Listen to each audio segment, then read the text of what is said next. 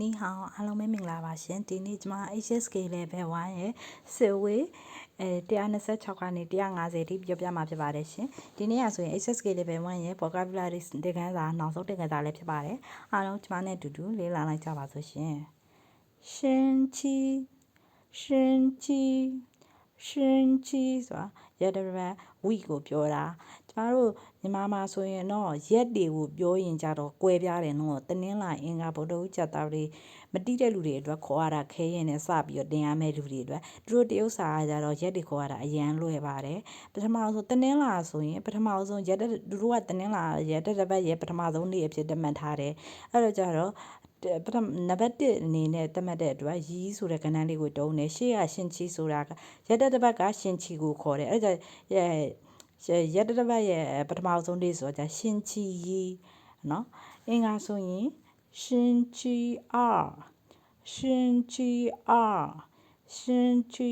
Rဆိုရင်အင်္ဂါနေ့ဖြစ်ပါတယ်ဗုဒ္ဓဟူးနေ့ဆိုရင်ရှင်ချီစံဗုဒ္ဓဟူးကြာတာပတေးနေ့ဆိုရင်4ရက်မြောက်ဖြစ်တဲ့အတွက်4စစ်ကိုတုံးတယ်ရှင်ချီစစ်ကြာတာပတေးနေ့တောက်ကြဆိုရင်9ရက်မြောက်ဖြစ်တဲ့အတွက်ဝူးဆိုတဲ့ကဏ္ဍကိုနံပါတ်5ကိုတုံးတယ်အကြရှင်ချီဝူတောက်ကြစနေနေ့ဆိုရင်စနေကကဏ္ဍနံပါတ်6ဖြစ်တဲ့အတွက်လျှို့ဆိုတဲ့ကဏ္ဍကိုတုံးပါတယ်အကြရှင်ချီလျှို့ဆိုရင်စနေနေ့ဖြစ်ပါတယ်တနင်္ဂနွေနေ့ဆိုရင်တနင်္ဂနွေကရက်တစ်ပတ်ရဲ့9ရက်မြောက်ဖြစ်တဲ့အတွက်သူ့ကိုကြတော့ရှင်ချီလို့မတုံရှင်ချီလို့ပဲတုံးတယ်ရှင်ချီထင်လို့ပဲတုံးတယ်နောက်ကြတော့တနင်္ဂနွေတွေကခေါ်တာတွေအများများတယ်ပေါ့နော်သူ့ကိုရှင်ချီရစ်လို့လည်းခေါ်တယ်နောက်ပြီးကြတော့လီပိုင်ထျန်ဆိုတဲ့တနင်္ဂနွေနေ့လို့လည်းခေါ်တယ်နောက်ပြီးကြတော့ကျမတို့ရက်တစ်ပတ်ရှင်ချီဆိုတဲ့စလုံးအစားကျုံဆိုတဲ့စလုံးတစ်လုံးနဲ့လည်းတုံးပါတယ်အပြန်လက်တွေအတုံးများတာကကျုံဆိုတဲ့စလုံးလေးတွေကိုပိုးပြီးတော့တုံးတယ်ဘာလို့ဆိုခေါ်ရတာတစ်လုံးနဲ့ဆိုအတူကောဖြစ်တဲ့အတွက်လည်းဖြစ်အဲ့လိုကြောင့်ခေါ်တာလည်းဖြစ်နိုင်တာပေါ့နော်ဒါပေမဲ့သူတို့အပြင်မှာကျုံလို့ခေါ်တာပိုးများတဲ့ရှင်ချီရီလို့ခေါ်တာရှားတယ်ကျုံရီကျုံနော်ဘုဒ္ဓဆိုကျုံစံကြာတာပဲဆိုကျုံစစ်တောက်ကြဆိုရင်ကျုံဟူစနေဆိုရင်ကျုံလျှို့တနင်္ဂနွေဆိုရင်ကျုံထင်းဒါမှမဟုတ်ရင်ကျုံရစ်ဆိုပြီးကြတော့အဲ့လိုခေါ်ပါတယ်ဒါကတော့ဒီရှင်ချီဆိုတဲ့စလုံးလေးကိုပြောရင်းနဲ့ရက်အခေါ်လေးတွေပါကျမတခါတည်းပြောပြထားဖြစ်ပါတယ်တနင်္လာကနေပြီးတော့ကြတော့စနေနေ့အထိကခေါ်ရတာအားလုံးကစလုံးတွေကတစ်နှစ်တုံးရလို့ရှိရင်အကုန်ခေါ်တတ်တယ်တနင်္ဂနွေနေ့မှာပဲနည်းနည်းကွဲပြားသွားတယ်ကျုံထျန်လို့လည်းခေါ်လို့ရတယ်ရှင်ချီထျန်လို့လည်းခေါ်လို့ရတယ်လီပိုင်ထျန်လို့လည်းခေါ်လို့ရပါတယ်ရွှေရှင်ကျောင်းသားရွှေစီစာဖတ်ဒီလေးလာဒီရွှေလျှောက်ဆိုတာကျောင်းရီနံပါတ်1ရီဖူအဝတ်အစားရီရှမ်းဆရာဝန်ဒါတော့ရွှေရှမ်းဆိုရင်ရွှေရှမ်းတချို့တွေကြတော့လဲရွှေရှိန်အမျိုးမျိုးခေါ်ကြတယ်နော်ရွှေရှမ်းအဲ့လိုခေါ်လို့ရတယ်အတန်တော့နည်းနည်းလေးကွဲကြတယ်အဲ့ဒါလေးတွေကတော့ရီရွမ်းဆိုတာဆေးရုံရီစစ်ခုံထိုင်ကုန်ရီတောင်နည်းနည်းယုံပိုင်းဆိုင်ဒီလဲဝယ်ရှိသေးဩယုံငါမှရှိရဲ့နောက်ကပိုက်ဆံလို့ပြောချင်တယ်ဆိုဩယုံချက်ငါမှပိုက်ဆံရှိတယ်အဲ့လိုမျိုးနောက်ကရှိရနော်ယုံ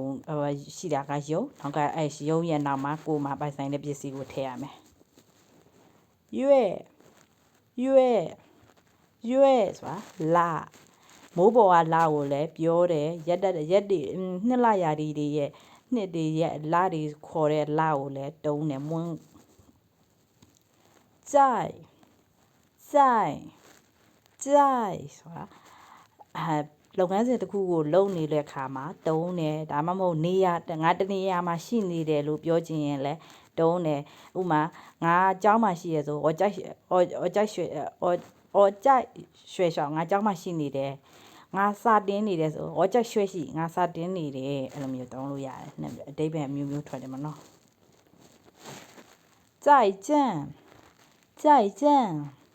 ကြိုက်ကြံဆိုတာနောက်မှတွေ့မယ်တက်တာနှုတ်ဆက်စကားပါဇမဘယ်လိုလဲဟောင်းဆိုမိခွန်းပြစကားလုံးဇမရောက်ဘယ်လိုဖြစ်တာလဲ how about how you ready ကျဲဆိုတာဒီဟာကျုံကိုတရုတ်နိုင်ငံကျုံးဝူ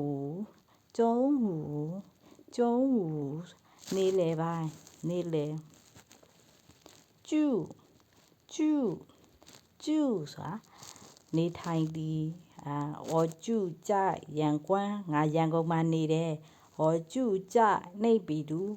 ငါနေပြည်တော်မှာနေတယ်ကျူကြကျုံးကိုငါတရုတ်နိုင်ငံမှာနေတယ်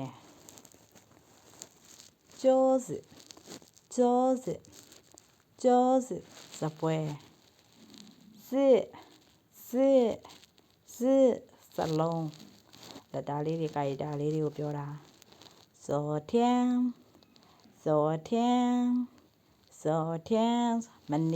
မနေ့ကြော့ပြုလုပ်ဒီပြုလုပ်ဒီဆိုတဲ့ကြော့ရဲ့ဟန်စစ်စလုံးလေးကိုတီတီချာချာကြည့်ထားပါနောက်မှလည်းသူကအတန်တော့ကတူတယ်ဟန်စစ်စလုံးပဲကွဲတာညီမလိုအတိတ်ပဲလဲကွဲတယ်အဲ့ဒါလေးလာပါလိမ့်မယ်ကြော့ထိုင်ဒီထိုင်ပြီးဆိုတဲ့ကြော့ဆိုတာကတော့ကြည့်လိုက်တင်ဂီတာလေးအဲ့မှာလူလေးနှစ်ယောက်ထိုင်နေတဲ့ပုံစံလေးပဲလူလေးနှစ်ယောက်ကိုတို့ထိုင်ခုံလေးပေါ်မှာထိုင်နေတဲ့ပုံစံမျိုးလေးဟန်စစ်ရဲ့အတိတ်ပဲလေးဟန်စစ်စလုံးလေးရေးထားတာလေးအဲ့ဒါလေးကိုတတိထားပြီးအဲ့လိုလေးမှတ်ထားလို့ရှိရင်လွယ်ပါတယ် Thank you so much for watching and listening ပြန်ကြောက်ကရှင်းနေမယ်နဲ့ကွန်ခက်လေးတွေအားလုံးပဲကျေးဇူးတင်ပါတယ်ရှင်ကျမရဲ့ဗီဒီယိုတွေကို like ဘောကြတယ်ဆို like share subscribe လေးလုပ်ပြီးတော့အားပေးတော့ဖို့ဖိတ်ခေါ်ပါတယ်အခုဒီနေ့မှဆိုရင်တော့ကိန်းကနန်းနဲ့ပတ်သက်ကနန်းတွေကျမအများကြီးပြောသွားပါတယ်အဲ့ကနန်းတွေကိုကိန်းကနန်းနဲ့ပတ်သက်တဲ့ဥစ္စာတွေကိုလေ့လာခြင်းနဲ့ဆိုရင်ရှေ့မှာကိန်းကနန်းနဲ့ပတ်သက်တဲ့ဗီဒီယိုလေးတွေတည်တဲ့ကျမတင်ထားတာရှိပါတယ်ကြိုက်ကြနှုတ်ဆက်ပါတယ်